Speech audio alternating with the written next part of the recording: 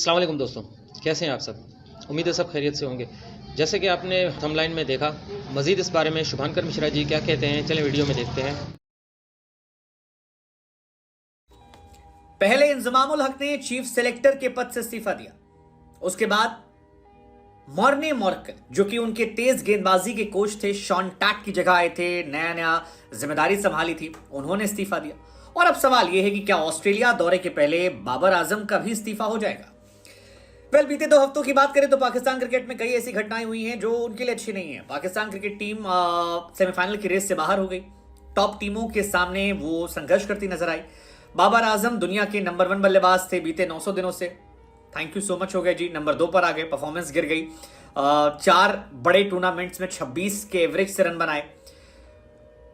पाकिस्तान में शाहीन नंबर 1 गेंदबाज थे दुनिया के, वो नंबर 1 नहीं रहे। अब सवाल यह है कि जब आज एलबी मॉर्ने मॉर्कल ने इस्तीफा दिया है तो फिर क्या पाकिस्तान क्रिकेट बोर्ड अब बदलाव की तरफ है, और क्या बाबर आजम को थैंक यू सो मच होना ऑलमोस्ट तय है। ये कहानी इसलिए भी महत्वपूर्ण हो जाती है क्योंकि बाबर आजम की कप्तानी पर पाकिस्तान के तमाम एक्स क्रिकेटर्स सवाल उठाए। खासतौर पर हाल फिलहाल में शाहिद अफरीदी ने भी कहा यार 4 साल हमने दिया, हम एक्सपेक्ट कर रहे थे कि लड़का जाएगा, बड़ा खेलेगा, बड़ा प्लेयर बनेगा, लेकिन नाम रोशन नहीं कर पाए। और बड़ी बात यह कि बाबर ना खुद चल पाए, ना किसी खिलाड़ी से परफॉर्मेंस ले पाए, ना बीते साल 2 साल में कोई ऐसे प्लेयर तैयार कर पाए जो टीम को आगे इंपैक्ट दे सकें। शाहिद अफरीदी ने यहां तक कह दिया कि बाबर आजम में वो लीडरशिप क्वालिटीज नहीं है जो एक जमाने में यूनुस खान में होती थी। कैसे तमाम प्लेयर्स को साथ में लेकर चलना है, कैसे धीरे धीरे उनको उठाना है, और अगर ये क्वालिटीज नहीं है तो फिर बाबर आजम डिजर्व नहीं करते। इट्स हाई टाइम जब आप उन्हें आगे बढ़ाएं और उनसे आगे बढ़ना शुरू करें।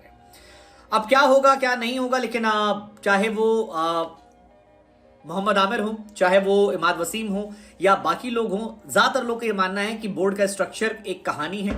असली बात जो है वो ये है कि बाबर आजम को अथॉरिटी दी गई थी और उन्हें अब आप थैंक यू कर दे ताकि टीम एक नए सिरे से सोचना शुरू करे। मोहम्मद आमिर ने भी एग्जांपल दिया कि देखिए न्यूजीलैंड इंग्लैंड की टीम जो है उसका स्ट्रक्चर अच्छा था, लेकिन जो रूटी कप्तानी में वो मीडियोकर क्रिकेट खेले थे। बेन स्टोक आए, उनका तरीका अलग था, ब्रेंडन मैकलम के साथ सोच अलग थी, और उसका असर ये रहा कि टेस्ट क्रिकेट में आज वो वैसी क्रिकेट खेल रहे हैं जिसको देखकर लोग कहते हैं यार ये टेम्पटिंग क्रिकेट है, ऐसा होना चाहिए। वो कहते हैं कि स्ट्रक्चर वही है। कहानी है कि जब आप एक दिलदार कैप्टन होते हैं, बोल्ड कैप्टन होते हैं, आपको खेलना आता है, तब आपकी कहानी अलग होती है। एक एग्जांपल भी दिया गया कि रोहित शर्मा ने 15-16 T20 मैच ओडीआई मैचेस में वर्ल्ड कप में 60 छक्के मार दिए 26 मैचेस में, और बाबर आजम के पूरे वनडे करियर में अब तक 58-59-60 छक्के। तो ये कहा गया कि ये डिफरेंस है आपके अप्रोच को लेकर, और यही अप्रोच पाकिस्तान को मीडियोकर टीम बना रही है और पाकिस्तान संघर्ष करती नजर।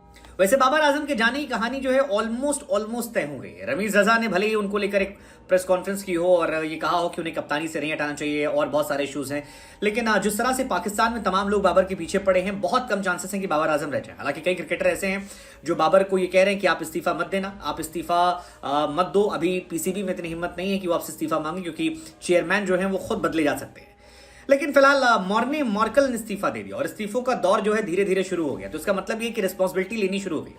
हालांकि पर्सनली मुझे लगता है कि मॉर्ने मॉर्कल के इसमें क्या फॉल्ट है। आई मीन शादाब खान को स्पिन वो कभी सिखाते नहीं, नवाज को स्पिन वो कभी सिखाते नहीं। ये दोनों स्पिनर सबसे कूड़ा थे, इनको विकेट लेना भी नहीं आया यार। पूरे मैचेस में 4-5 विकेट निकाले इन दोनों ने। तो ये दोनों गेंदबाज तो मतलब बिल्कुल बेकार बॉलर थे, ना कोई अस्तित्व नहीं था। शाहीन शाफरीदी ने 9 मैच में 18 विकेट लिए, लेकिन उसमें भी 3 या 4 विकेट जो है पावर प्ले में लिए हैं। बाकी सब कुछ लग्गों को आउट किया है या मिडिल ओवर में आउट किया है जब टेस्ट खेलेंगे। जो मेन काम उनका था कि नई बॉल से विकेट निकालना। हारिस रऊफ ने 15 विकेट शायद निकाले हैं, तो वो वर्ल्ड के सबसे पिटे हुए बॉलर हो गए हैं कि आप हर मैच में पिटा के 350-400 रन पिटवा रहे हो, और खुद लगभग 600 रन देकर आए हैं हारिस रऊफ, जिसपे 16 छक्के उन्होंने खाए हैं 9 मैचेस में। सो ये वर्ल्ड कप के लिहाज से सबसे ज्यादा कि एक बॉलर इतना पिट के आ रहा है और हर मैच में पिट रहा है, रेगुलर पिट रहा है। और इसी का असर भी है कि उनकी हार जो है वो बड़ी बड़ी हुई।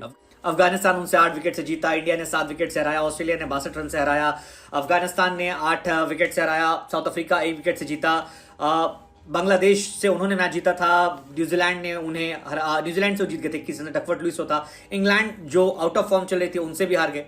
तो मॉर्ने मॉर्कल का दोष मुझे नहीं लगता, क्योंकि मॉर्ने मॉर्कल जो हैं वो एक जबरदस्त प्लेयर तो हैं, लेकिन शॉन टैट जब थे, या मुझे लगता है जब शॉन टैट और मैथ्यू हेडन थे T20 में, तो कहानी अलग थी।